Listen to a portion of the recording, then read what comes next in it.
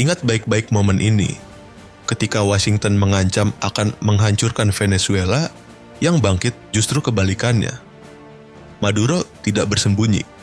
Ia tampil menantang, menggandeng Beijing, Moskow, dan Teheran. Negara yang dulu dijepit sanksi kini memamerkan Su-30 Rusia bersenjata rudal Kh-31 di langit Caracas. Yang dimaksudkan Amerika sebagai tekanan malah berubah jadi panggung lahirnya aliansi baru yang menolak tunduk. Kini, dunia bertanya, apakah Venezuela sekadar pion di papan catur global, atau justru lonceng kematian bagi dominasi Amerika Serikat? Apapun jawabannya, sejarah sedang menulis bab baru, dan bab ini dimulai dari selatan.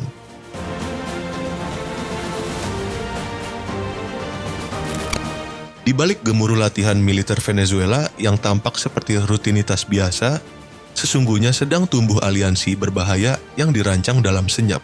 Rusia tidak lagi hanya berperan sebagai mitra ideologis, melainkan telah menjadi tulang punggung pertahanan dan diplomasi Caracas di bawah tekanan Amerika Serikat.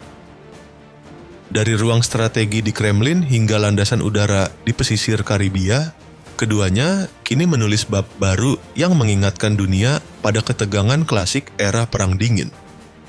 Langkah simbolis itu dimulai pada Desember 2018 ketika dua pesawat pengebom strategis Tu-160 Blackjack mendarat gagah di Venezuela. Menteri Pertahanan Vladimir Padrino menyebutnya latihan pertahanan maksimal. Namun maknanya jauh lebih dalam.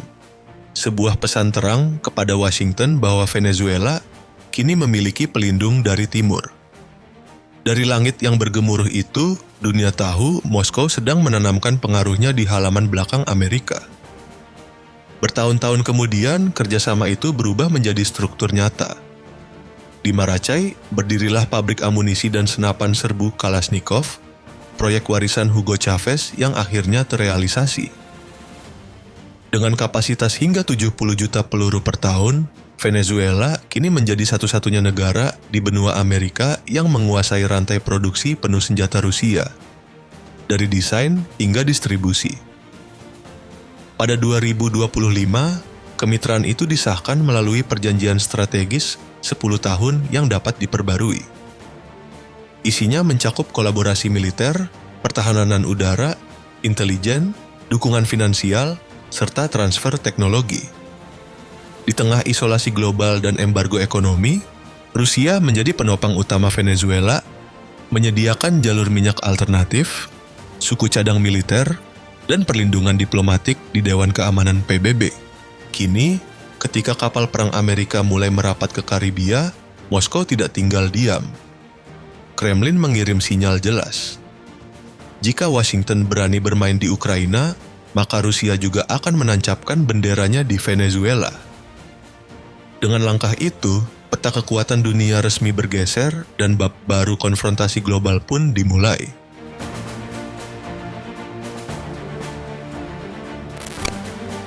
Jika Rusia adalah tameng di garis depan, maka Cina adalah jantung yang membuat Venezuela tetap berdetak. Di tengah sanksi, blokade, dan ancaman ekonomi dari Washington, Beijing tampil sebagai penyokong utama. Perang finansial global melawan dominasi dolar kini menemukan front barunya, Amerika Latin. Dan Venezuela berdiri paling depan. Sejak 2017, hubungan Caracas-Beijing tumbuh di luar nalar. Cina tidak sekadar membeli minyak murah dari negara yang dikucilkan Barat. Mereka menanam akar ekonomi. Dari pembangunan listrik, perumahan rakyat, hingga pabrik thorium bertenaga nuklir yang digadang-gadang akan membuat Venezuela mandiri energi. Bahkan peluncuran satelit Venesat 1 menjadikan Venezuela satu-satunya negara di Amerika Selatan dengan satelit buatan Tiongkok, alat komunikasi sipil dan militer sekaligus.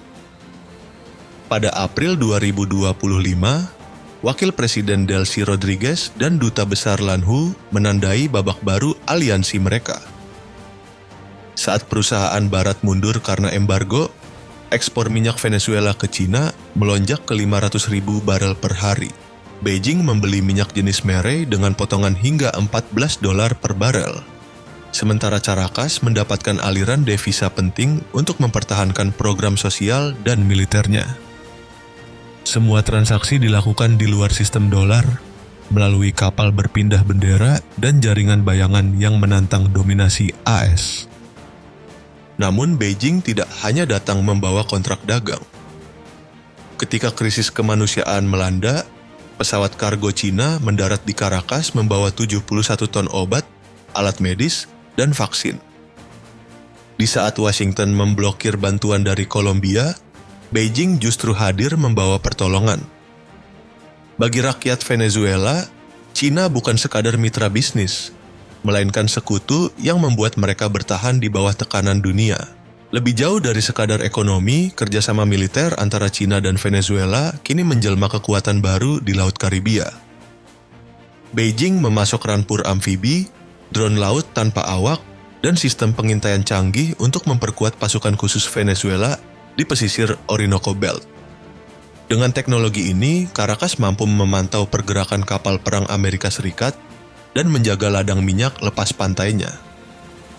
Dalam latihan gabungan terbaru, pasukan Venezuela bahkan memamerkan UAV buatan Tiongkok yang dapat menyelam di laut dangkal untuk pengintaian bawah permukaan. Teknologi yang bahkan sulit ditangkap radar konvensional Amerika Serikat.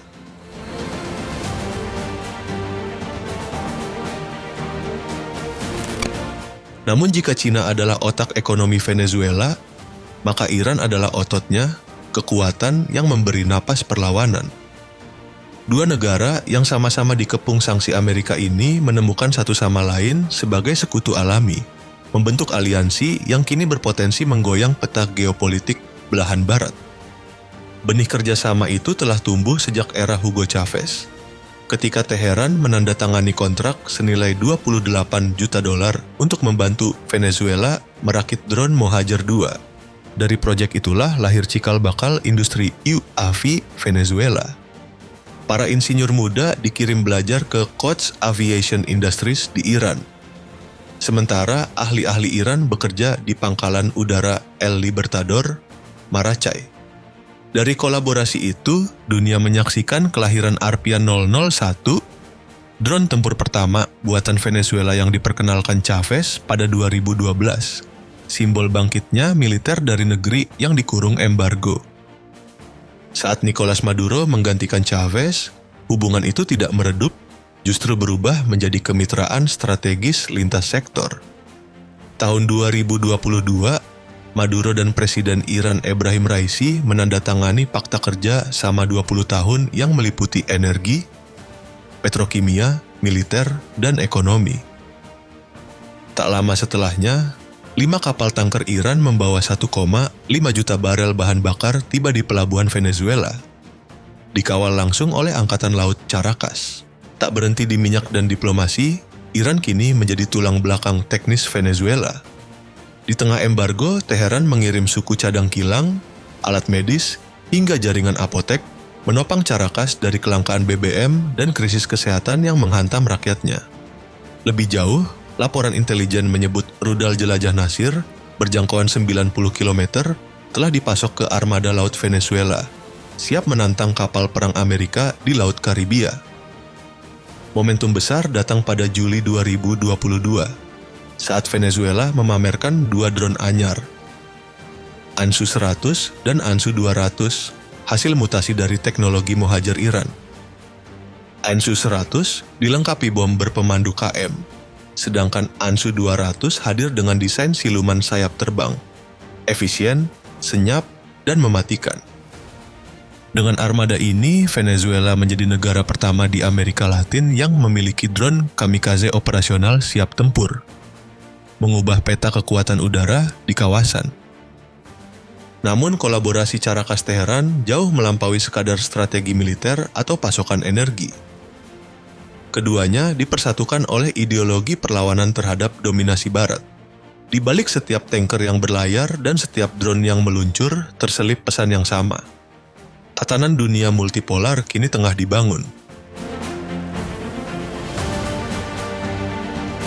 Tahun 2024 menjadi titik balik yang mengguncang tatanan global.